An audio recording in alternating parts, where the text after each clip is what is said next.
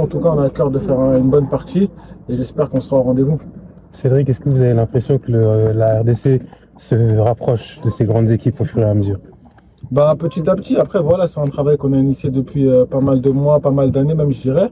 Et donc, pour nous, c'est un honneur de pouvoir concurrencer les grandes équipes du continent. Match face à la Zambie. Et pour demain, sont-tu prêt à répondre aussi présent sur le coach de la Évidemment. Je pense que pas seulement moi, mais je pense que tous les joueurs de l'effectif le sont. Et c'est aussi une très grande responsabilité, surtout dans un match.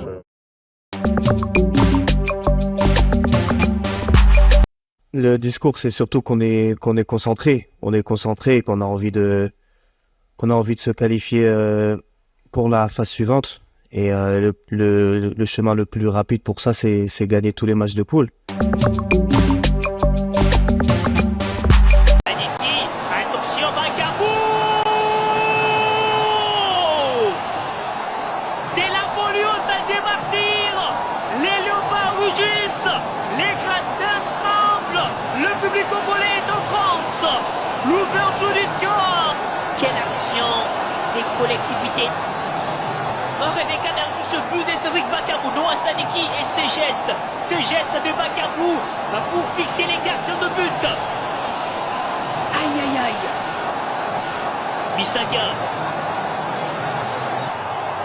Meshak Elia. Il y a Meshak. Il va démarrer. Youf. Le deuxième dans le sens de Meshak Elia. Le centre travaillé. Wissa.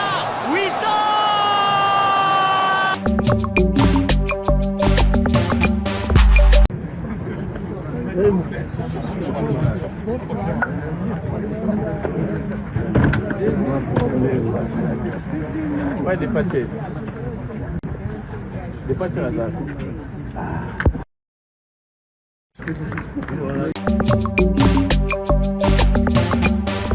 La faute, il y a système il y a le Tchaki, il y a un moment où visa, ils ont compliqué. Les longs de Nazar Boye, toute la journée Nazalia. Mais il y a les longs de Bangote, là, il y a l'aéroport. L'aéroport, donc il y a kuna, Bengi, Batumsusu, Bakoti n'avion. Là, le local la moto, il y a Trainga, le Malula.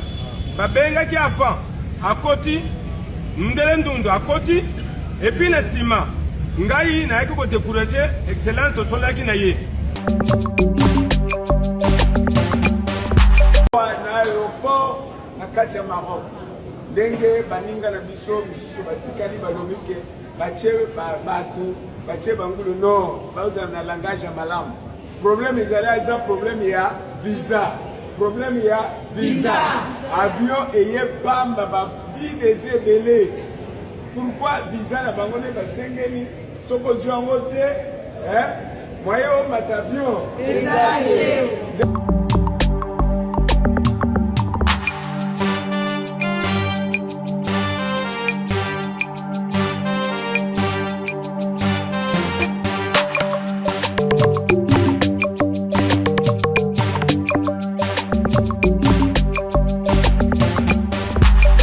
Bonjour, bonsoir, na bande konyo surtout ya Congo Mokonzi télévision, bobali ko ndabiso na Australie, na Europe, na Afrique, na Amerika.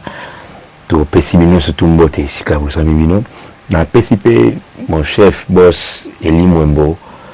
Na PCP mbote sika Zali mon boss. Na PCP lisusu Siara la perle moi sans Zelalino. Na PCP mbote sika Zali. Bon émission na biso ya poko na lelo. Tuali ko solola likolo na makambo etali ndembo. Déjà lobby tozokota na deuxième match na biso na Sénégal. Léopard azobeta na Sénégal mokona lobby. Match ekobanda na ngonga ya 16h. Congolais nyonso tu fongola miso. Fédération fongola miso. Il est temps. Nangonga oyo nde esengaka biso ba oyo tokendaka kosala ba recherche koluka pona équipe na biso ekoka kona koganye match ya lobi Pour le match ya lobby ezali final. Tout est la conférence, il y a les deux entraîneurs. Entraîneur, il y a Sénégal, à lobby, pour naïe, et la finale D. Il y a finale là, ils allaient, mokolo suka, mokolo kane ko suka ne ya ngo final. Déjà, comme on a entraîneur, il y a Sénégal, il a minimiser RDC. Parce qu'il a gagné Biso na kati ya Congo.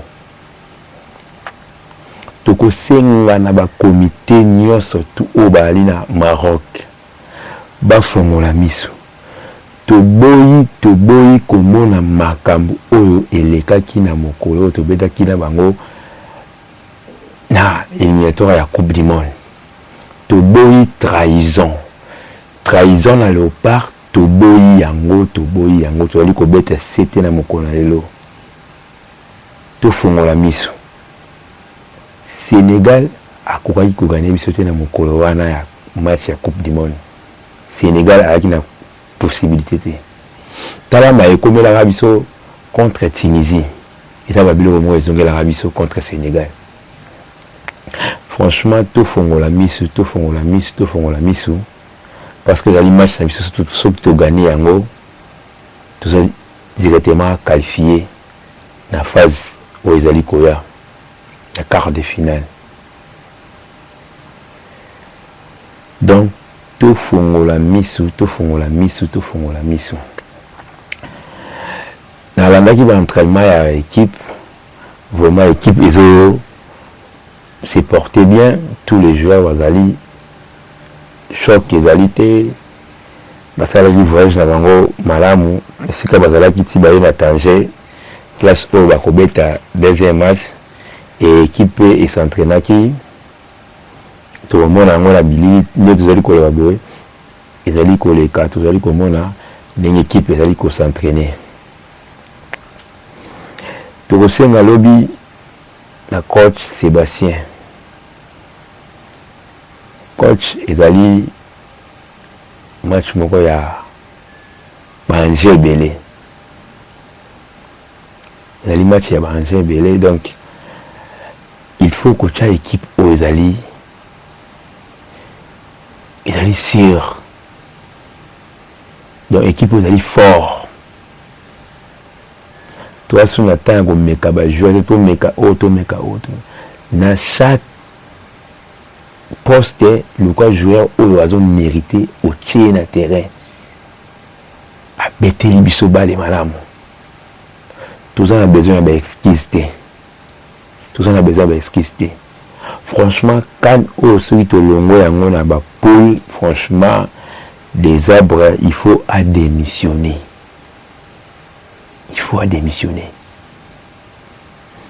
Surtout ça dit analyse ya kande zali oui ils ont quand même makasi mais qui monte au banc ça le pas tout ce qu'on a match ya Maroc na Mali aux hommes qui na pays organisateur sur na RDC à Robetate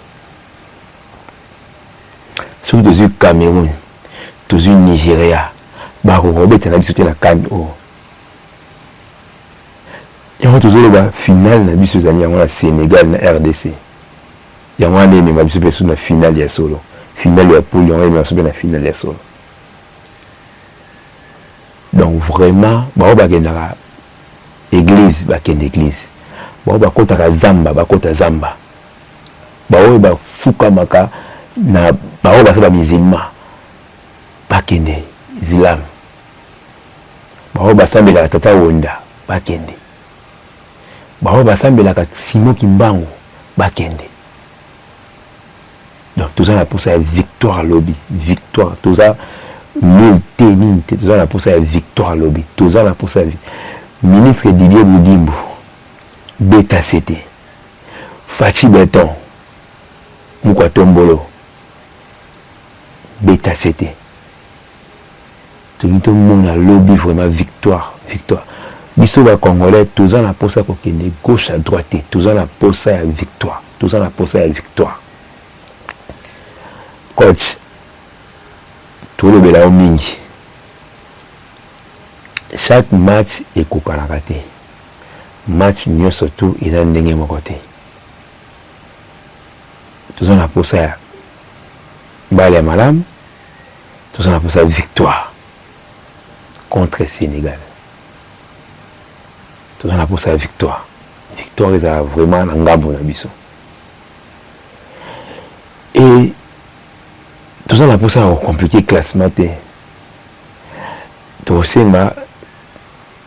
côté à gardien, puis ça biso gardien malam.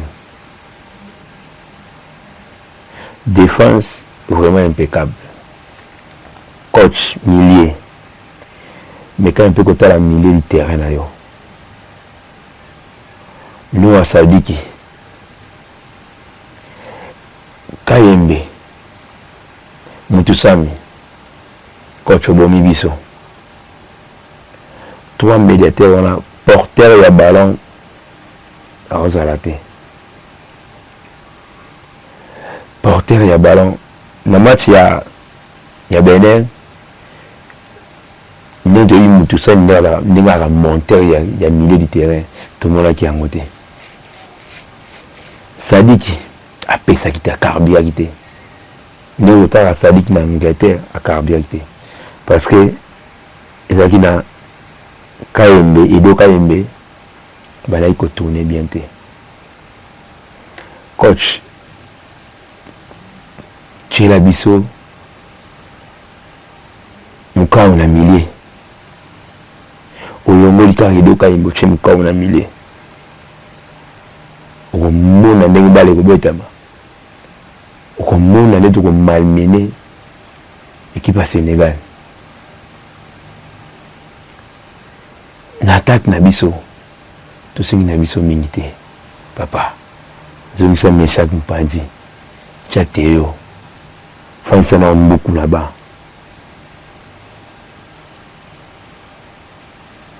Au moins, on a des balles de Betama. Au moins, on a des balles de Betama. Voilà, tout le monde a un peu qu'on a entraînement, dernier entraînement à Léopard. Avant, au la liste, il y a un match à lobby. Tout le monde a un peu Kolanda, tout le monde a bien sur les alliés. Arrivé à Bango Kolongo, à Bango Nini, place Mazala qui tibaye na Tanger. Tout le monde a un peu Kolanda. Pour tout le monde a bien, il y a équipe. Tolanda.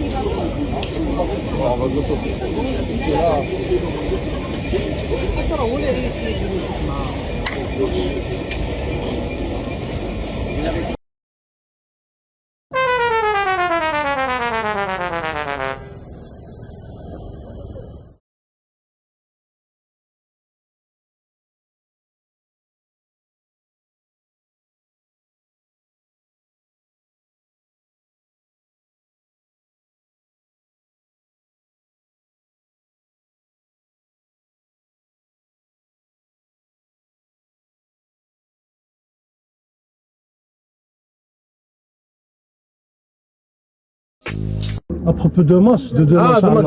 Demain on a un gros match face au Sénégal. Donc voilà, je pense que ça va être un match très, très difficile pour les deux équipes. Et la meilleure équipe gagnera. Nous en tout cas on a à cœur de faire une bonne partie et j'espère qu'on sera au rendez-vous. Cédric, est-ce que vous avez l'impression que la RDC se rapproche de ces grandes équipes au fur et à mesure? Petit à petit, après voilà, c'est un travail qu'on a initié depuis pas mal de mois, pas mal d'années même je dirais. Et donc pour nous c'est un honneur de pouvoir concurrencer les grandes équipes du continent. Et j'espère que demain on va assister à un grand match et notamment un grand match face à la Zambie. Et pour demain, sont-tu prêt à répondre aussi présent sur le coach fait appel à toi? Évidemment, je pense que pas seulement moi, mais je pense que tous les joueurs de l'effectif le sont. Et c'est aussi une très grande responsabilité, surtout dans un match.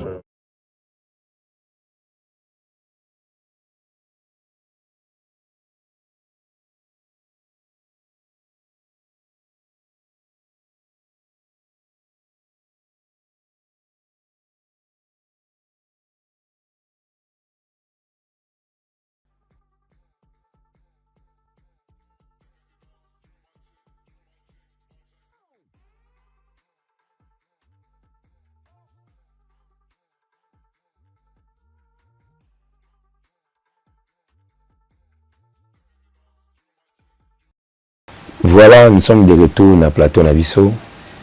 Biso tout la ambiance à l'opar. Oui, Salami, na Tanger, place Bazali qu'on s'est préparé. Au moment ambiance équipe, il a au grand complet pour s'entraîner bien. Et problème est athée. Ma problème c'est comment on a Kala. Au prime avant match, on tout ça. Les ministres Didier Boudimbo, le gouvernement la Bango. Et si babong ça n'y a tout ça un problème té. Oh bah animateur, oh bah ratat qui vole, tout ça, bah régler bah canabango. Tout ça une forte délégation à bas congolais au bas coordinateur et à Maroc. Donc ça veut dire bah côté il peut batouana. N'a dit de comprendre là. Bah côté il peut batouana. Donc tout le monde bah Diogo Nabiso tout ça c'est victoire est certain parce que nous avons la confiance il y a équipe nangai on a confiance nango bah on sala mambo ya minene et avant tout le premier élément il y a interview to conférence de presse, il y a coach Nabiso, un coach à Sénégal. Si vous allez prendre un régime pour mécaniser, pour balancer, les bisous notables pour le balobaboué. Alors, on peut balancer, puis après, tu as un Bolanda et besoin idée, il y a match, parce que le match, il est dans la conférence de presse et tout le monde a rappelé le terrain et Maramboué et Salamaka. Donc, coach, il y a Sénégal à lobby et coach, il y a le Parpé à l'Obaki par rapport à l'équipe. Et tout le monde comme ça, tout le monde.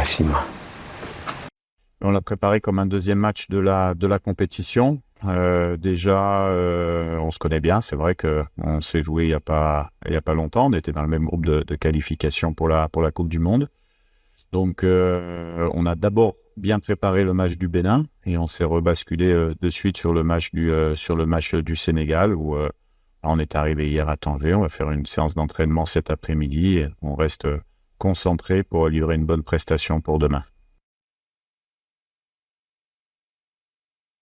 Le discours, c'est surtout qu'on est concentré. On est concentré et qu'on a envie de se qualifier pour la phase suivante. Et le chemin le plus rapide pour ça, c'est gagner tous les matchs de poule. Donc on est focus de cette manière-là. Évidemment que ce match contre le Sénégal, il a une petite saveur spéciale parce que c'est une des plus grosses équipes d'Afrique, si ce n'est la plus grosse. Et on a envie de faire bonne figure face à eux. On les a déjà rencontrés, on sait qu'on est capable de les mettre en difficulté, on a envie de le faire, on a envie de montrer qu'on est capable de les battre. Non, je pense pas qu'il y aura un certain poids par rapport au voyage. On a pris le train, tout s'est bien passé, on a eu le temps de repos qu'il fallait. Maintenant, c'est à nous de... Voilà, nous sommes de retour dans le plateau Nabiso. Tout ce qu'on avait interviewé à les deux coachs. Binomongo Bolandi. Bomoni, place du match au Betama. Bomoni, coach à Sénégal, Ndengazali Koloba, Bolandi Peyabiso, tout le monde a du respect à chacun. Donc, tout ça, un respect à Moko. C'est-à-dire match wana ekobetama na psychologie, match ya lobi ekobetama na ba makambo nyonso. Milieu du terrain, on voit chez Sénégal tout le monde il y a une raté un match na terrain de individualité à chaque joueur. Et ça là, sur Sénégal les abongo. Tout c'est la coach Sébastien. Aben la joueur ne matoi. Ne lokoana. Avec les Sénégal, c'est l'individualité. Il y a Liboso et voilà. Il peut taper à côté le système de jeu, tout ça. Mais individualité, ils ont ça, Sadio Mané.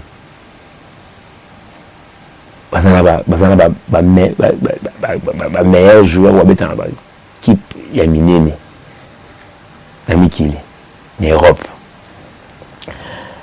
Donc, le but Tongo, c'est surtout au Tambola pour toute la réaction de la population par rapport au match à lobby et tout le score. Vraiment, on découvre au Sungabiso, le score na bino, le match à lobby. Ce qui te repose là, tout gagné, tout gagné. Nous sommes aussi qui n'avons beaucoup en Zambé, Tata Zambé. Nabiso pour un match à lobby. Et voilà, nous sommes à la fin de l'émission Nabiso. Tu as tout ça là, moi qui est là au moment il y a 20 groupes pour un match à lobby. Et à passant, tu peux s'imboter Nabiso dans les boss et l'imouembo ici Kazali. Tu peux s'imboter na by tout balandi biso na pourquoi elo. Na pesi mbote na Siara, moi sanzela lino, na pesi mbote na Sephora, na pesi mbote na ngana Dina la Perle, na pesi mbote na ngai na Jonathan Mukanya, na pesi isusu mbote na ngana Génial Welo, Gédéon Muzinga, na pesi pe mbote na Sembe, David, bata vraiment belé, et na Sikibino, tukutane na moko na lobby. Bye.